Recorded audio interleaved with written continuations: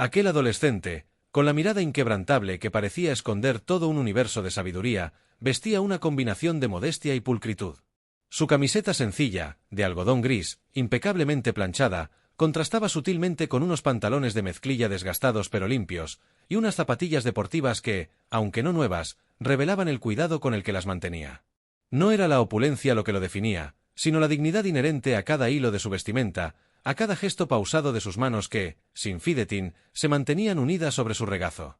Sus facciones, aún juveniles, denotaban una madurez inusual, producto quizás de una vida que le había enseñado a observar mucho y a hablar solo lo necesario.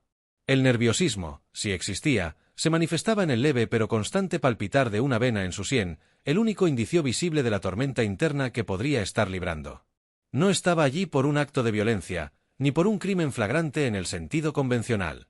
La situación, frágil y ambigua, giraba en torno a una disputa sobre un documento técnico, una interpretación legal de un reglamento local que, para cualquiera, podría haber parecido trivial. Sin embargo, para este joven, y solo por ser quien era en este país extranjero, esa trivialidad se había magnificado hasta convertirse en la excusa perfecta para un juicio, para un escrutinio. Los murmullos en la sala, las miradas furtivas de los presentes, se sentían como un peso intangible, una condena silenciosa que lo juzgaba no por sus acciones, sino por su origen.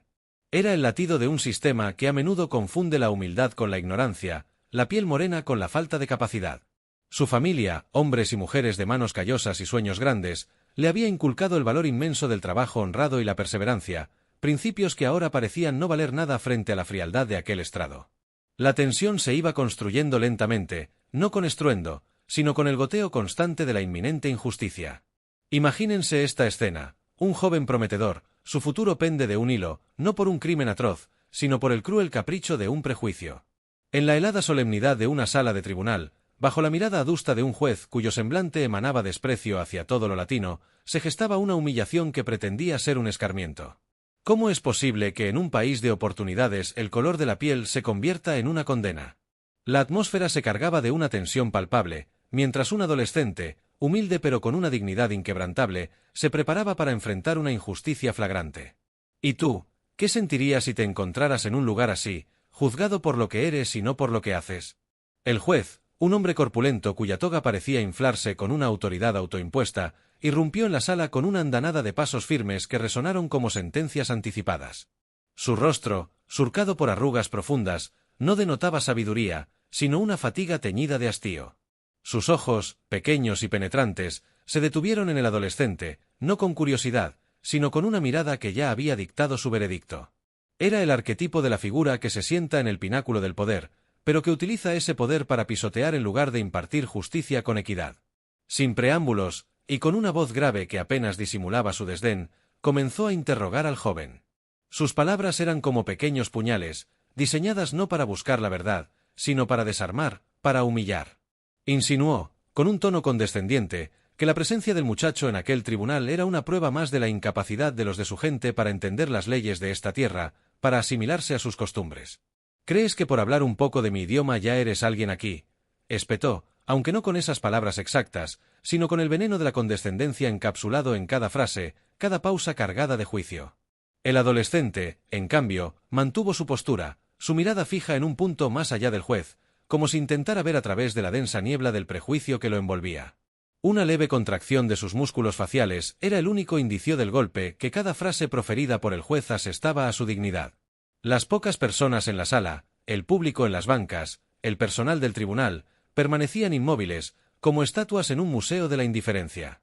Algunos, tal vez, sintieron una punzada de incomodidad, pero nadie se atrevió a romper el silencio opresivo que el juez había impuesto. La rabia, contenida y silenciosa, comenzaba a hervir en el pecho del muchacho, no por sí mismo, sino por el ultraje a todo lo que representaba. El juez, un hombre corpulento cuya toga parecía inflarse con una autoridad autoimpuesta, irrumpió en la sala con una andanada de pasos firmes que resonaron como sentencias anticipadas.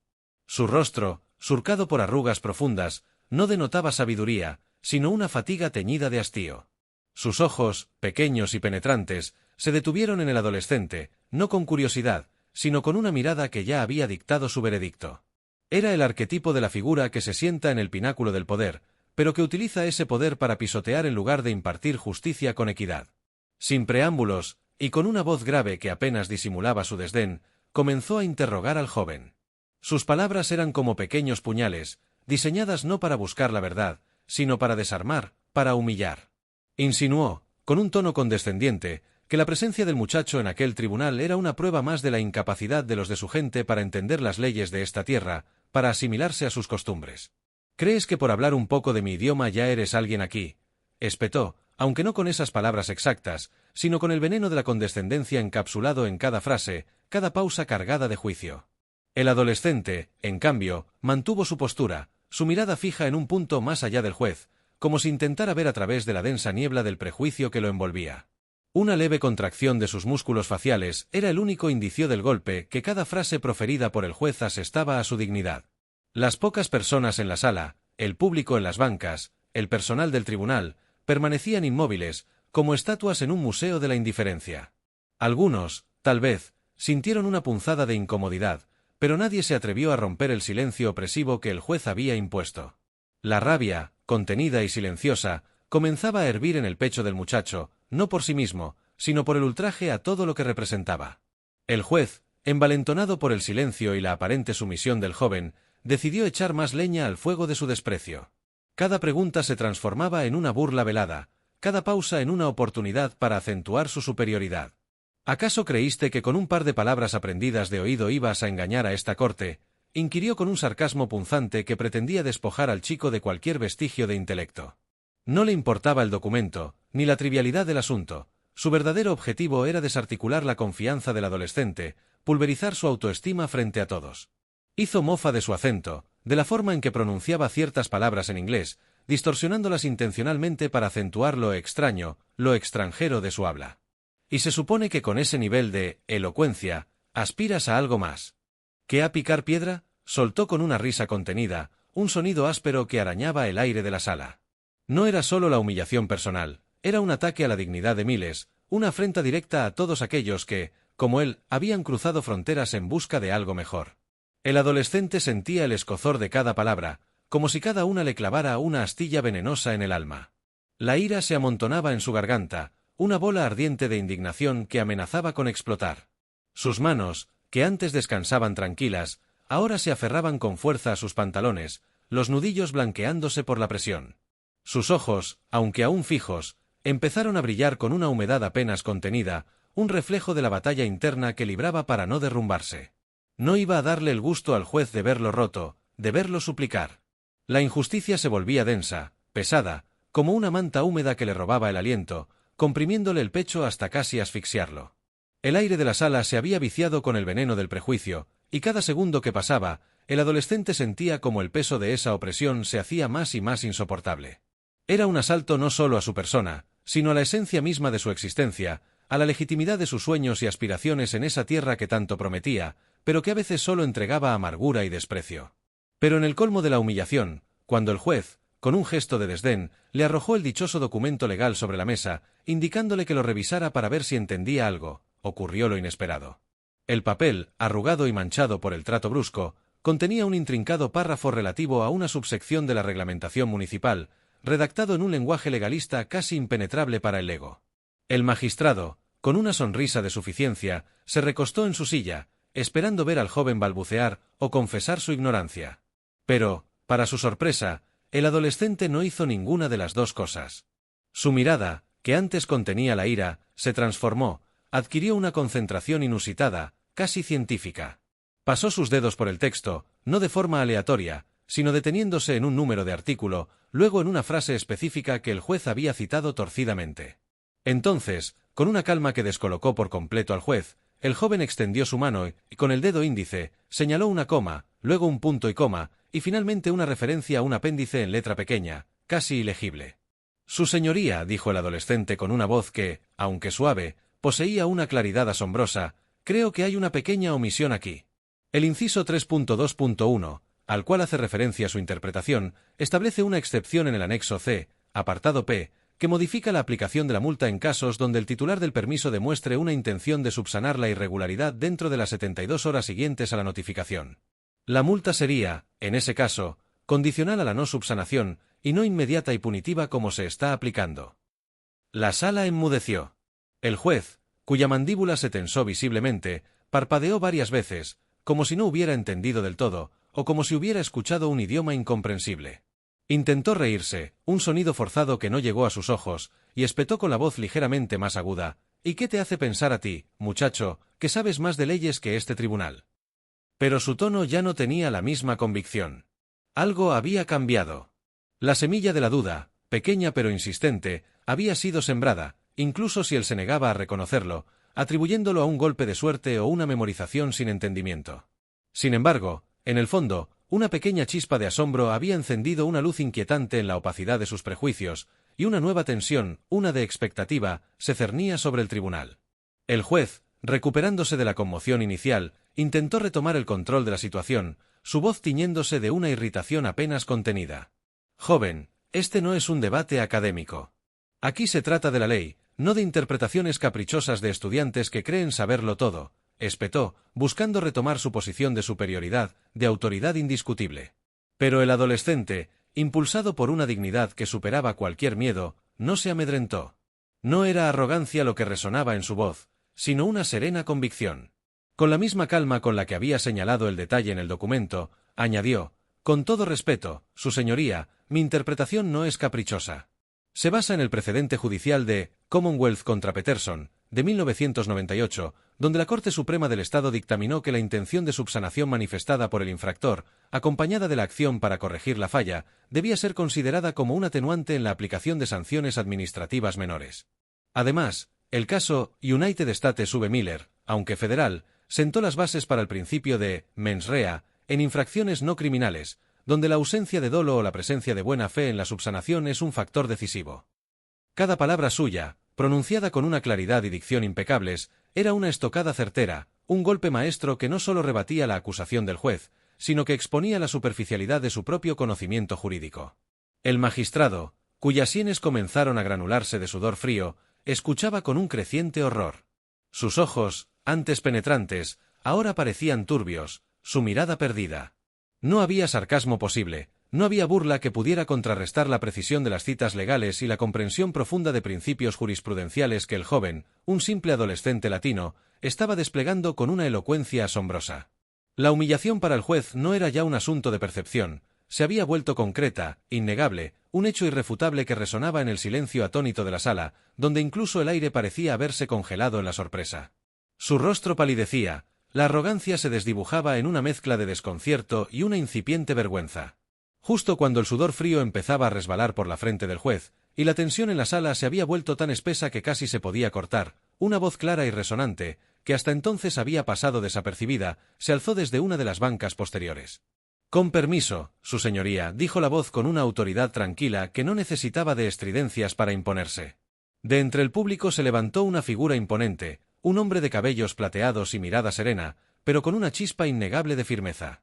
No era otro que el aclamado exjuez de la Corte Suprema, David Stern, conocido por su férrea defensa de los derechos civiles y por su reciente trabajo pro bono con comunidades vulnerables, aunque, por su bajo perfil, pocos lo hubieran reconocido de inmediato. Había estado allí, como un observador silencioso, documentando patrones de discriminación en el sistema judicial local. El rostro del juez en el estrado se contrajo en una mueca de sorpresa y un miedo apenas disimulado. Conocía perfectamente al legendario Stern y el peso de su reputación. «Me disculpo por la interrupción», continuó Stern, dirigiéndose al joven con un gesto de aprobación casi imperceptible antes de volverse al juez, «pero encuentro que el joven ciudadano aquí presente ha expuesto con una lucidez y una erudición legal que harían avergonzar a muchos abogados con décadas de experiencia. Una violación flagrante de los principios de equidad y precedente. En esta corte, no solo ha citado correctamente las bases legales de su argumento, sino que ha identificado un patrón de parcialidad que, me temo, no es digno de este tribunal ni de la justicia que se supone debe impartir». El ambiente se cargó de electricidad. La humillación se había invertido por completo, y ahora era el juez quien se retorcía bajo el escrutinio. Stern no levantó la voz, pero cada palabra fue un dardo certero que desnudó la ignorancia y el prejuicio del magistrado frente a todos. La voz de Stern, pese a su calma, era un trueno que resonaba en cada esquina de la sala. «Su señoría, su desprecio por la inteligencia de este joven es solamente superado por su desconocimiento de las leyes que jura defender. ¿Cree usted que el color de la piel o el acento definen la capacidad de una mente? Aquellos de ustedes que han sido testigos de esta vergonzosa exhibición de prejuicios ¿no sienten un escalofrío al pensar que esta es la justicia que se imparte en nuestras cortes? Dime en los comentarios si has presenciado una injusticia similar, qué hiciste o qué hubieras hecho en ese momento. El rostro del juez, que segundos antes irradiaba una arrogancia inexpugnable, se contrajo en una mueca de asombro y desazón. La tez, pálida, se tornó cerúlea, y la sangre pareció drenarse de sus mejillas, dejando al descubierto una red de venas inflamadas que pulsaban erráticamente en sus sienes. Sus ojos, antes desafiantes y llenos de desprecio, ahora vagaban por la sala, esquivando la mirada penetrante de Stern y los ojos del público que, de repente, se sentían como dagas. Intentó balbucear una respuesta, pero las palabras se le atoraron en la garganta, ahogadas por la vergüenza y el pánico. Su voz, que había tronado con autoridad, se redujo a un hilillo inaudible, una tos seca que intentó disimular. Las manos que antes golpeaban el estrado con fuerza, ahora temblaban incontrolablemente, y su barbilla, otrora firme, se le movía con un tic nervioso. La toga, que antes lo hacía parecer imponente, ahora se le antojaba una mortaja, pesada y sofocante. Por primera vez en mucho tiempo, el juez sintió el peso de su propia insignificancia, la brutal verdad de que su poder era solo un préstamo, y que el respeto se gana con integridad, no con intimidación. El arrepentimiento, como un ácido corrosivo, comenzó a roerle el alma, no por el daño que había infligido al joven, sino por la humillación pública que ahora lo consumía. Las audiencias estaban presenciando, en tiempo real, no solo la caída de un hombre prepotente, sino la reivindicación de un espíritu que se negaba a ser quebrado, un momento de inflexión donde la balanza de la justicia, por fin, se inclinaba del lado correcto. El murmullo que antes era de tensión, se transformó en uno de asombro y admiración, una marea silenciosa de aprobación hacia el adolescente y hacia la figura imponente de Stern. El exjuez Stern, con una sonrisa amable que iluminó su rostro, se acercó al adolescente y le depositó una mano en el hombro. Me alegra ver que la inversión valió la pena, hijo. Tus profesores en Yale no se equivocaron al apostar por ti. La frase, pronunciada con una naturalidad que denotaba una conexión previa, resonó en la sala con la fuerza de una revelación. Yale. Este humilde muchacho, este adolescente que acababan de ver humillado, ¿tenía una beca en una de las universidades más prestigiosas del mundo? El murmullo se convirtió en un zumbido de asombro y admiración, una explosión contenida de incredulidad y orgullo simultáneo. El juez, cuya tez ya era completamente lívida, sintió como si el suelo se abriera bajo sus pies. No solo había humillado a un joven inocente, sino que había intentado pisotear el futuro brillante de un genio, de un prodigio predestinado a la grandeza. No era solo brillante en la corte, era un estudiante excepcional que había ganado una beca completa para una carrera en ingeniería de software, con planes a futuro para desarrollar inteligencia artificial que pudiera ayudar a solucionar problemas sociales complejos. Había llegado a este país con sus padres con 8 años, aprendió inglés en tiempo récord y siempre fue el número 1 de su clase, becado en cada etapa de su vida académica. La confirmación de su genio, que había estado velada por la injusticia, se manifestó en cada rostro sorprendido de la audiencia, en el brillo de sus ojos, en el silencio reverente que siguió a la revelación. La dignidad del adolescente, que había permanecido inquebrantable a pesar de los embates, se coronó con la verdad incontestable de su valía. Aquella sala, que había sido escenario de desprecio, se transformó en un teatro de su triunfo, una vindicación rotunda de que el talento y el carácter no se limitan a fronteras, ni a prejuicios. Era un golpe maestro, el golpe de gracia para el racismo que intentó desdibujar su existencia. Y así, en medio de la sorpresa y la admiración, se reveló una verdad innegable. La grandeza de una persona no se mide por el color de su piel ni por los prejuicios de quienes la juzgan, sino por la fuerza de su espíritu y la luz de su intelecto. La dignidad, forjada en la adversidad, siempre prevalece sobre la ignorancia.